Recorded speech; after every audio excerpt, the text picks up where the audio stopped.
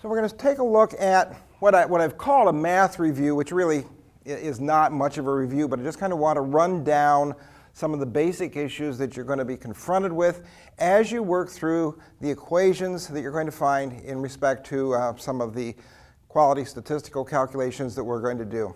Obviously, you're going to run into addition and subtraction. Multiplication is really the first one I want to draw your attention to. You'll see this traditional addition sign and the subtraction symbol, but when it comes to multiplication, what you're not going to see is you're not going to see what you would consider the traditional multiplication operator or the symbol for it, simply because, as you know, that represents x.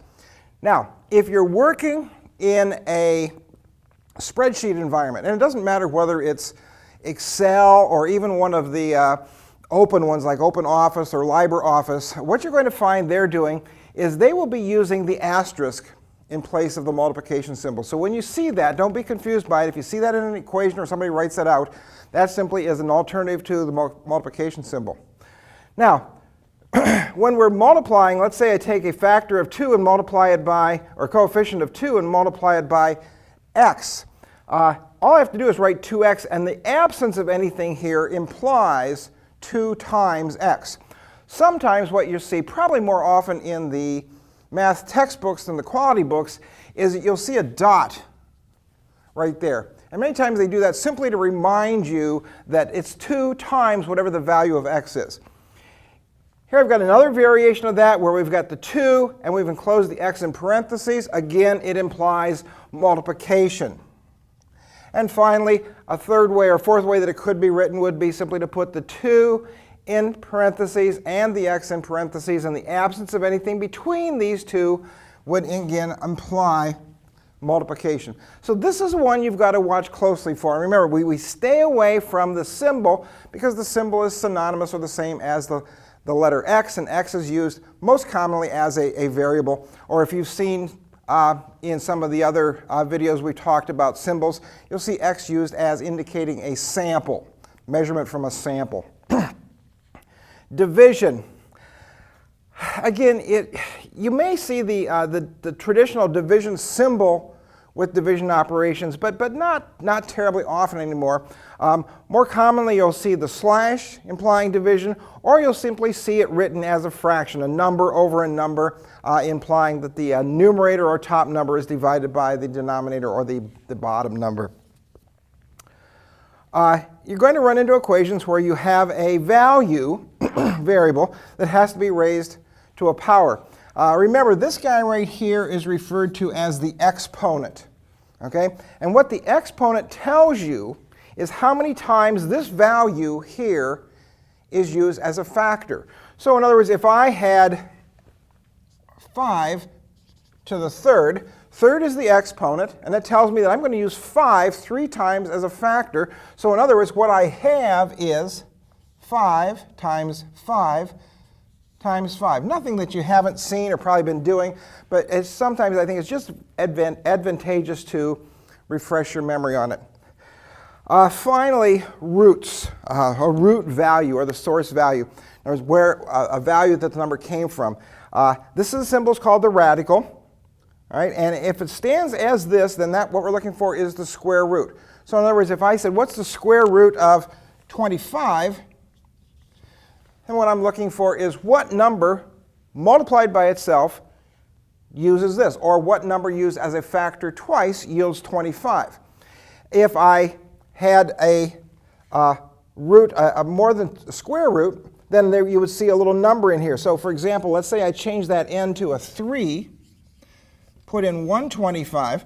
Now what I want to know is what number used as a factor 3 times will yield 125. And again, it would be 5. 5 times 5 times 5. So those are just the basics. Like I said, I'm sure everybody is completely up to speed on those. Just wanted to refresh your memory about them because you're going to see these quite commonly in every exercise in every unit. Order of operation. Again, another one of those issues that I'm confident you're familiar with, but it doesn't hurt to just review it. When we are executing an equation, and it's important to remember that your scientific calculator, and I brought I brought mine with me. The TI-36 Pro is the calculator that the technical department here at the college has standardized on. It's a scientific calculator. Actually, any scientific calculator will work for you. It's a good idea to have one. And also understand that the order of operation is embedded in this guy. It knows the order of operation. Order of operation, quite simply, being the hierarchy. The top of the hierarchy is anything that gets raised to a power. Multiplication and division, and again, if we were doing the problem manually, we would be looking at multiplication and division as it occurs from left to right. It doesn't necessarily mean that multiplication precedes division. It simply means that they're both at the same level of the hierarchy, and we execute them in a manual perspective, moving across the equation from left to right. Same with addition and subtraction. One doesn't precede the other. It's simply that they happen or they occur in a manual operation from left to right. So if I take one of my favorite problems and say, all right, x is equal to 3 plus 2 times 10, and then raise the question in your own mind, what's the result of that? You'd be surprised. It's never ceases to amaze me, the number of folks that are going to come out and say it is 50. X is equal to 50, which is not correct. The order of operation dictates what? We must first execute the multiplication. So 2 times 10 is 20. We then do the addition of 3. So in reality, x is actually equal to 23 in this situation. Again, just an application of order of operation. If you plug this into your scientific calculator, or if you plug it into your spreadsheet, I guarantee you the scientific calculator is going to come up with 23, just like the spreadsheet is going to come up with 23, because both of those applications have that order of operation built into it, and it knows how to execute the equation. You're also going to see subgroups. Subgroups are simply identified by a parenthesis. Sometimes, if there's multiple parentheses, don't be surprised to see a bracket. You execute that exactly the same way as you would a parenthesis. It identifies a subgroup. So here what I've got is a subgroup. Now, a lot of people say, oh yeah, subgroups change the order of operation. No, they don't. All right? They simply alter how you apply it. So in essence, what's happening here is because there's a subgroup here, it's simply saying I must apply the order of operation to every operation inside that subgroup first. So in essence, I must go through the subgroup. And this one only has a single operation in it, but if it had 2 or 3, if it had anything raised to a power in the subgroup, I'd do that first. And then if there was any multiplication and division, I'd do that second, and then addition and subtraction third. In essence, what happens is I solve the subgroup to a final value. Then that final value, which would be 5 in this case, now gets multiplied by 10, and lo and behold, this one now does equal 50 because of the subgroup. All right? So remember, subgroups do not change, they obviously change the outcome of the equation, but they don't change the order of operation. They simply say you must first apply the order to this subgroup, and if there's another subgroup, to this subgroup, and when all subgroups have been solved, now you complete the equation. So all they're doing is breaking it down into different processes or different groups that have to be solved in a specific order. Labeling values. This is a big issue, and you'll find it's a major issue within manufacturing as well as within quality control. It doesn't do any good to calculate a correct value and not be able to communicate to the reader exactly what that value represents. So here I have the value 0.125. I've put the 0 here because that validates or verifies, or if you will, labels the fact that this is a value less than 1. Okay? Without that there, if it was not there, now you simply have to assume it's less than 1. You don't have anything there to validate it. So we want to confirm it, and that confirms it. Obviously, if it was a value greater than 1, you'd see a 1 or a 10 or something else there, but its only issue is less than 1. All right, now we have a decimal. All right, the last digit in the decimal, in this case the 5, identifies the precision or labels the precision of the value. So that tells me that this value has been measured and reported to the nearest thousandth of a centimeter. Okay, the centimeter, of course, indicates the unit. Now, if I was working to a specification of a 100th of a centimeter, and even though I calculated something to a 1,000th, I would want to round that, and I'm going to use the rounding we talked about in one of the other videos about round to even. So using a round to even, I would report it, if I'm working to the nearest 100th, as 0.12. So now I've identified the precision. Even though I may have calculated it out to 3 places, if I'm working to a precision of hundredths, then I don't want to show the 5 because that would imply that I was working to a 1,000th. So in essence, I need to be very careful about that, being absolutely certain that I've used these features to label the result of the equation and make it consistent throughout all my equations. All right, I've got 3 little examples here that I want to go through, and then we'll wrap it up on this. This is an equation for a mean or an average. Remember, if you remember, x bar indicates the average of a group of samples. So what I've got here as a standard equation is saying, all right, in essence, I've got a number of samples. I'm going to call them x sub 1, x sub 2, x sub 3, all the way out to n. And if you recall, n implies the number of samples I have. That sum then gets divided by the number of samples I have, and that gives me my mean or average. So what you're going to see here is x sub 1 plus x sub 2 plus x sub 3 x sub n indicates you do that, and then divide it by n.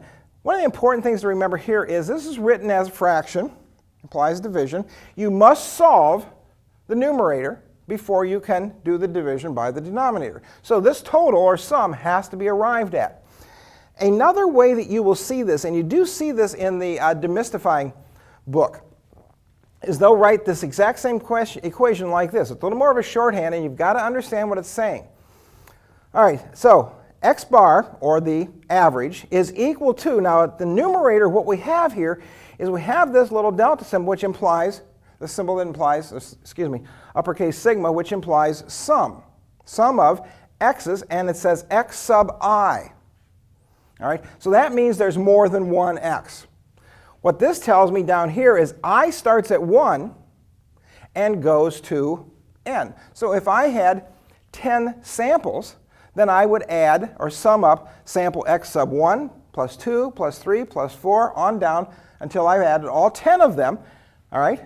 And then I divide it by the number of samples I have. Exact same equation, just 2 different ways of writing it. And like I said, you're more apt to see this in quality books than this one. This may come out, you may see this out of some of your math textbooks initially, but within your quality books, this is the one you're going to see. All right, here I have a calculation for an upper control limit of averages, or x. All right, again, x double bar. If you recall, that is an average of averages. So in other words, what we've got here is I may have 25 subgroups, and each subgroup has, let's say, 5 values in it. So what I've done is I've calculated an x bar for every single one of the subgroups. So in essence, I've got 25 subgroups with 5 items in each, and I have an x bar value or an average of every one of the subgroups. Now what I'm going to do is I'm going to get a sum of all those averages, all 25 averages, divided by 25, and what I've got now is an average of averages, okay, or what we call the double bar. All right, it's going to be added to the product of A2, which comes from a chart, times R bar, which is the average of the ranges of the subgroups. All right, every subgroup has a range with the high minus the low. So in essence, what I'm showing you here, what I want you to focus on here, is here's a subgroup. So in essence, what I have to do here is I have to take the A2 value, which comes from a chart, multiply it by the average of the ranges. That value then gets added to the double bar, or the average of averages for the x for the samples. And that gives me my upper control limit. Obviously, if I did a lower control limit, it would be the same equation, but instead of adding it to the double bar, I would subtract it from the double bar. Final example here is the upper control limit for P. P bar, and this is for defectives. The P bar is the average of defectives, plus 3, times, remember there's the implies multiplication right here, times the square root of this fraction, or a p bar, times 1 minus p bar over n. All right, so this is probably one of the more complicated ones you'll see. So let's take a look at how we would process this. Obviously, everything in that radical has to be solved first. Radical, we're saying here, it's just a flip side of raised to the power. So what I'm going to do, I've got a subgroup here, so the first thing I'm going to do is I'm going to reduce 1 by whatever my p bar value is. That solves that piece of it. That value then gets multiplied by the p bar value, divided by n, all right? And then I take the square root of that. After that's done, then I'm going to multiply it by 3 and then add it to this. So in essence, if I go through here and just number the operations, this is going to be the first operation I'm going to do. This multiplication is going to be the second. The division is going to be the third. The square root is going to be the fourth. The multiplication will be operation 5, and then finally operation number 6 would add it. So again, review that, take a look at it. That's probably one of the more complex equations you're going to run into, but as you see, if you understand the order of operations, all right, it's pretty easy to see how you're going to come about doing this.